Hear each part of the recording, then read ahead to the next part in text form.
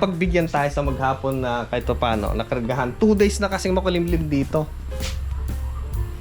O yan, kahit paano tumaas siya ulit. 2 dot na yung nawala eh. Akala ko hindi pa mapapagbigyan ngayon na marawan. So ilang percent ang na-charge is 88% yung maghapon ng lakas ng araw. Kanina lakas eh. Nag-video ako kanina na umabot ng 1,700. Ang saya-saya kasi madalang kong ma-achieve yung ganon. So ayan, ito paano may 88%. Okay. And ito problema ko ngayon. Ayan, ang hirap niya i-charge. Ang kunat, my goodness. Ayan, nag-DIY na ako na charger. Sa mga nagbabalak na mag-DIY ng charger, baka iniisip nyo napakamahal ng charger. Hindi po. Bale, ito ay mga galing na sa junk shop, junky. Ayan, ito hiningi ko na lang kay paring Dan, Boss Dan. Sa UTS, mas madali mag-DIY kaysa bumili. Ayan, sabagay mura lang naman ngayon. Ito kasi pwede siyang i-DIY as a inverter, pwede rin siyang gawing charger. Ayan, sabagay magkano lang. Uy, 1,000 din ang 2,000 yata ang charger na yung mga 6 ampere. So ito paano, makapal yung secondary nito, 707. O din lakas niyan. At panigurado pag flooded type yung battery mo, pakukuloy niya yan. So eto, ngayon hirap na hirap siya dito sa 100 Ah na Life PO4. Ayan. Eto nung chinarge ko ito, siya sinubukan ko chinarge, ang tagal tapos ang init. So ang ginawa ko na lang solar, makulimlim. At yung mga solar panel natin, yung 200 watts na malaki, at dito naman siya. So nag-DIY na lang ako, eto. Tapos yung diode, galing din lang sa mga generator na sira, bridge type. Yung capacitor, yan, marami na mga nakabagak dyan. Yun yung ginawa ko. Pwede nang lagyan ng bahay, ganyan mo na lang siya, charger na. Diba? Yung mga nabibili kasing SMPS na mga charger, oras kasi na pag lagitik mo yung kanyang output, sira.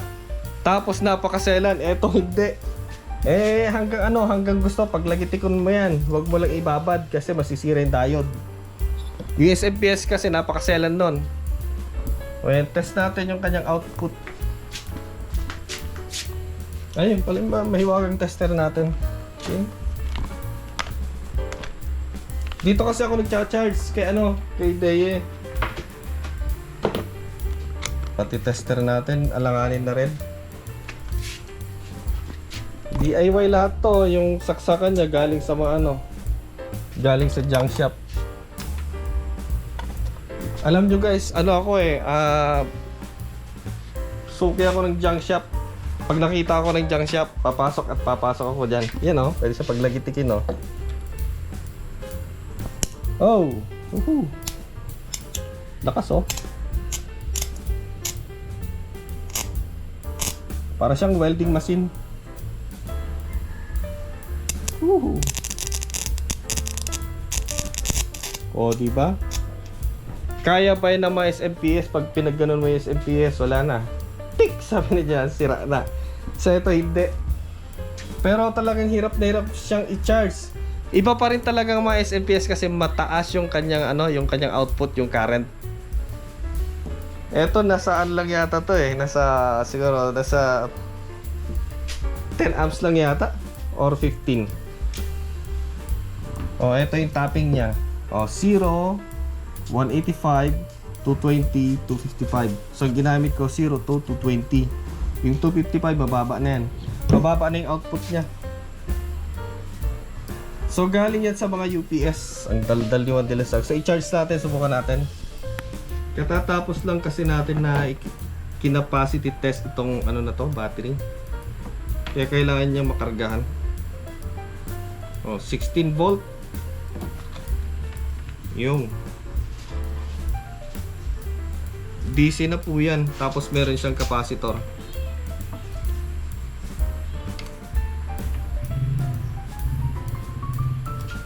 Meron na siyang 13.0, mababa pa yan kasi saglit lang kanina eh. Nagcha-charge kasi ako dito sa sa day sa kanyang home load. Para kung ano lang yung excess kumbaga sa solar, yun lang yung maano niya para makapag-concentrate na mag-charge dito. Pero hapon na kasi, dito na lang siguro sa grid muna. Basta makargahan lang siya kasi nga nalobat siya, nasagad natin hanggang nag-shutdown yung mismong battery. Kaya dapat may charge. Di pa natin naayos, ganyan na muna. Polarity, observe palagi.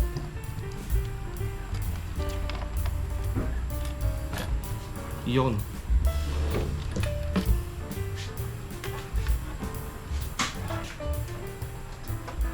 Mapapansin naman natin kung nagcha-charge siya kasi nga mainit tong heatsink niya.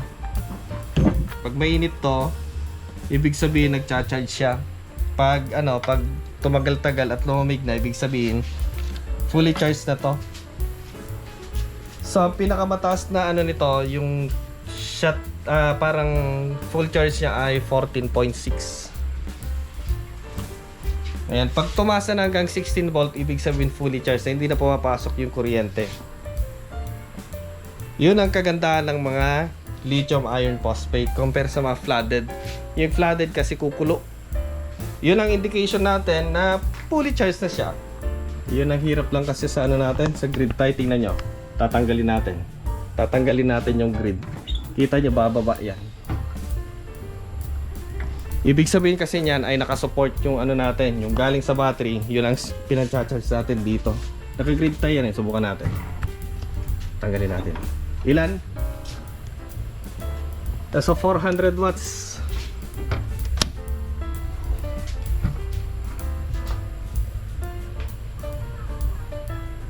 Siyang nag-charge. Ayun naging 300. Mababa lang pala kinakain niya. I-support na natin siya pa babayaran natin sa grid. Yan. Yung kanyang home load. Nakasali kasi sa home load tong outlet nito. Outlet. Kahit sa grid siya kumukuha, pero ang nagsusupply si Deye sa kanyang home load. May dumi ayoko marumihan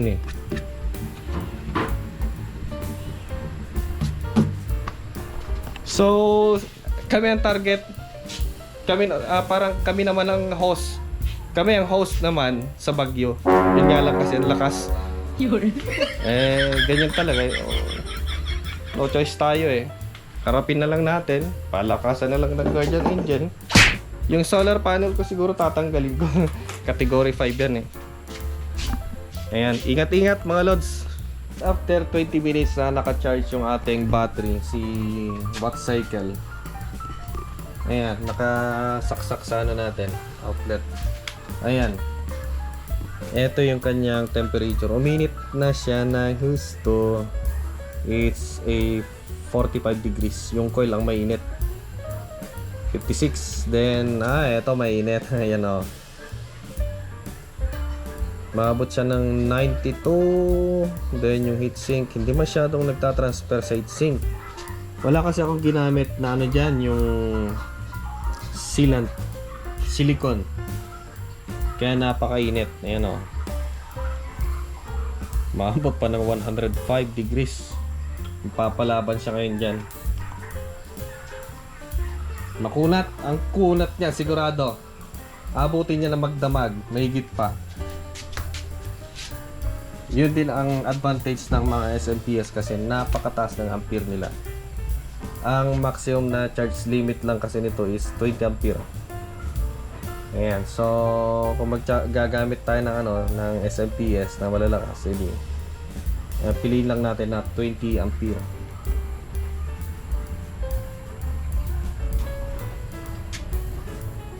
Grabe, 101 degrees. Mainit dito, mas mainit. Mainit. Init pala.